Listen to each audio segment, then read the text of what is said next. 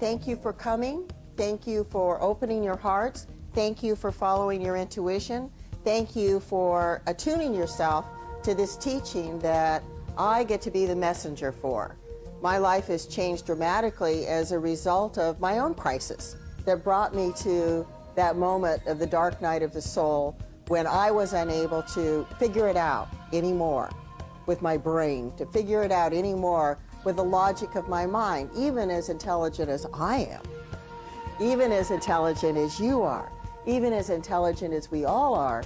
We have this wonderful part of us that is amazingly service-oriented in our good. And what we want is the channel for that good to come to us. We want to open our neurology of our brain and our thinking to access that part of us that can create miracles in our life, that can bring us the good that we have desired in us all of our life to be manifested and fulfilled.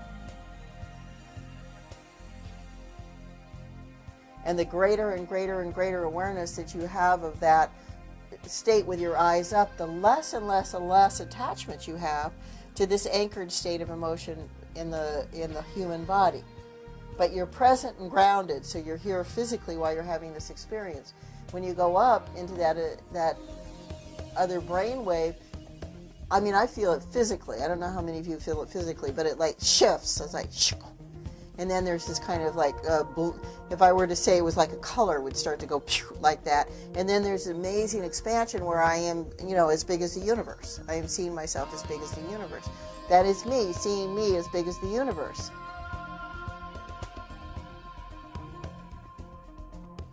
And it's important to know that we're not in a hierarchical experience. We're in a state change. So a state change means that we're in an atmosphere all around us of our ability to think and reason in a limited space. In the beta brainwave, in the alpha brainwave, we have an increased capacity. The whirling dervishes and the Sufi dances are doing this. They're taking that energy and moving it out. When you go out into theta, you are in a state change of everything in your body being expanded in the molecular structure of your body, of becoming expanded.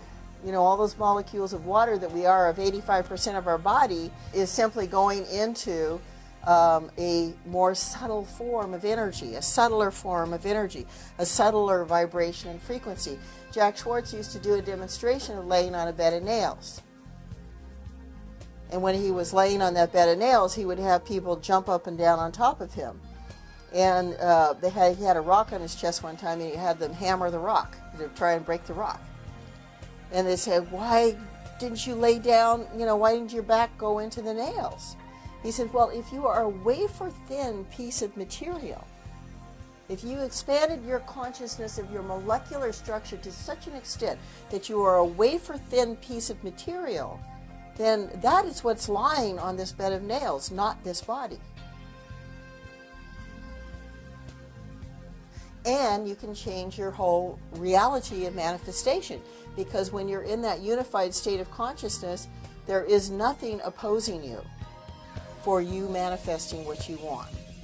There's none of that little small, inner talk about maybe it will happen, maybe it won't happen. It is just that it is. It is just that it is. I don't know how that I have this, whatever I'm manifesting in theta. I only know that I am now and I'm fulfilled. And you're creating a state of beingness within you. And that state of beingness comes from being in the theta brainwave.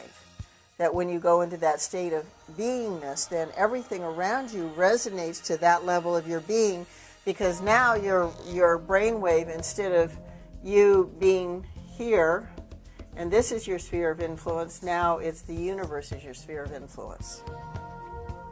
So your sphere of influence is only to the capacity of the brain frequency that you're operating in, because you're telegraphing to the world your thinking, and you are eliminating any acceptance from the world to you of anything that does not fit your filters. So even if that good arrives in our life and we do not have that capacity to receive it, we are not having the filters to know that we deserve it, we will create that it disappears out of our life. Now, another way in which people do that is they call it the saboteur. They stop, they do the attempt to achieve and defeat, or attempt to achieve and fail. So they do something really magnificent, and then the car breaks down and it takes all the money away, or they get in a car accident and have an injury that keeps them from earning any further income, or you fill in the blank, because they haven't prepared themselves for operating in a larger sphere of influence. They want to, ego structure, the little self wants to stay in this comfort zone of what's causing us pain.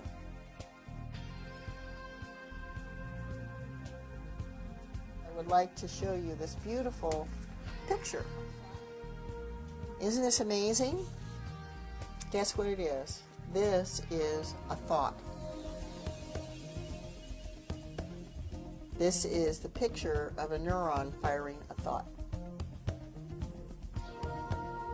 So this can really demonstrate how we're operating in consciousness of that greater capacity. This is what we are sending out to the universe, and this is what we are attracting back to us, our reality manifested from this thought. Or you can have those other kinds of thoughts as reflected in Emoto's water of hate and anger, and you know what those pieces of water look like. They don't look like this.